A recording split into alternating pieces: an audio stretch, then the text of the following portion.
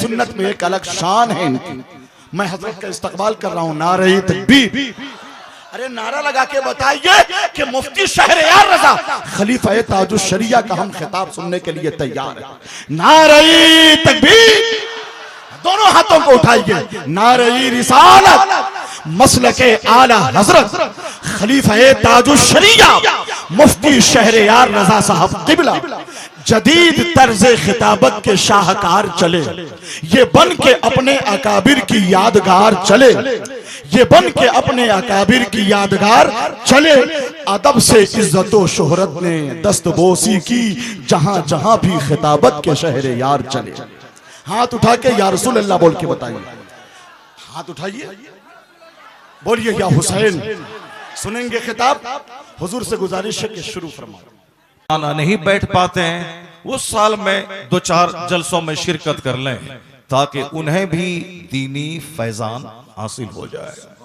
ये जलसा असल में दीन सिखाने का एक जरिया है और इल्म दीन फैलाने का एक केंद्र है। ये जलसा बदकिस्मती से अनफॉर्चुनेटली, चूंकि हम लोग हिंदुस्तान में रहते हैं, हिंदुस्तान में अक्सर जगहों पे ढनाढन टनाटन होता है, 72 घंटे के लोग जग करते हैं, एक ही बात को रटते रहते हैं, वो लोग सुनते रहते हैं।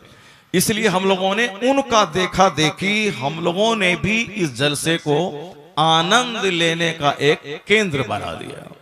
अक्सर गाने बजाने का एक केंद्र हम लोगों ने बना दिया कि चलो 2-4 घंटे बैठकर इंजॉय किया जाए, मजा किया जाए। यही वजह है कि आपको आलिमों की गुफ्तगू अच्छी नहीं लगती और नात खानों की नात खानी अच्छी लगती है। क्यों कि नात खानी में वहां इसलिए अच्छी लगती है क्योंकि वहां आवाज है, अंदाज है, राग है, ये आमतौर पर हर आदमी को अच्छा लगता है। लेकिन चूंकि तकरीर में वाज है, नसीहत है, मार्गदर्शन है, गाइडलाइंस है कि मुझे ऐसे जीना है, ऐसे नहीं जीना है, मुझको ऐसे करना है, ऐसे नहीं करना है, मुझको किन की पैरवी करनी है और किन की पैरवी नहीं करनी है, ये बात आदमी की तबीयत के लिए बोझ हो जाती है।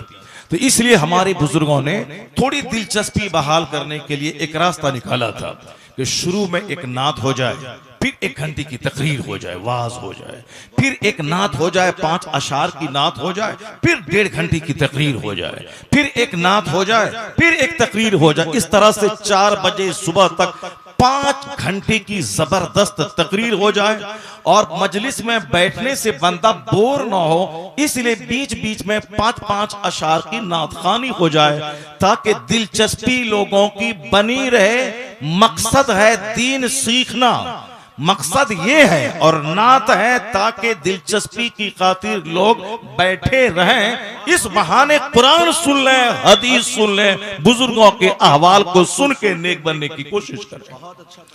यही था जलसा का मकसद। वरना आज से 50 साल पहले अगर आपकी उम्र 70 साल हो रही है तो आप इस बात को जानते हैं कि लोग इंजॉय करने के लिए आल्हा रुदल की कहानी सुना करते थे, लोग अकबर और बीरबल की कहानी सुना करते थे।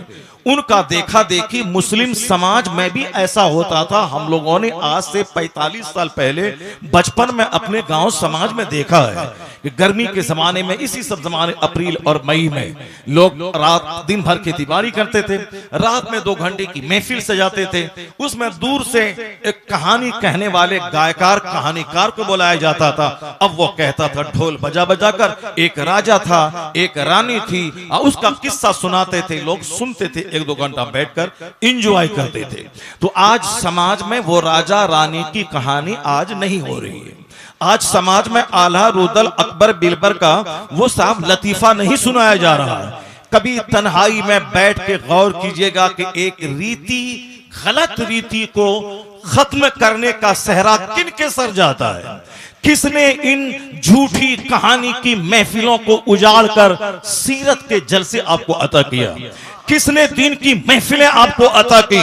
महफिले मिलाद आज से 200 साल पहले इस ढंग से महफिल नहीं होती थी, लेकिन आज तीजा में, 40वां में, शादी से पहले, शादी के बाद, दुकान की ओपनिंग में, नए घर के आगाज के टाइम में ये महफिले मिलाद होती है। मौलाना आते हैं, 1 घंटा नबी की हदीस सुनाते हैं और वहां दुरूद पढ़ा जाता है, सलाम पढ़ा जाता है, दुआ की जाती है, फातिहा होती है। ये मुसीबतें किसने मोल ली के उन खुराफात को मिटाकर ये जन्नती महफिल अता की? इसका सारा सेहरा उस इलाके के उलमाए कराम के सर जाता है, जितने नकली और झूठी महफिल को मिटाकर मुस्तफा की सीरत के जल से आपको अता फरमाया। इस हर इलाके में अलग अलग आलिमों ने अपना रोल प्ले किया है, लेकिन सीतामढ़ी और मुजफ्फरपुर इस जोन में जिसने ये नबी के जिक्र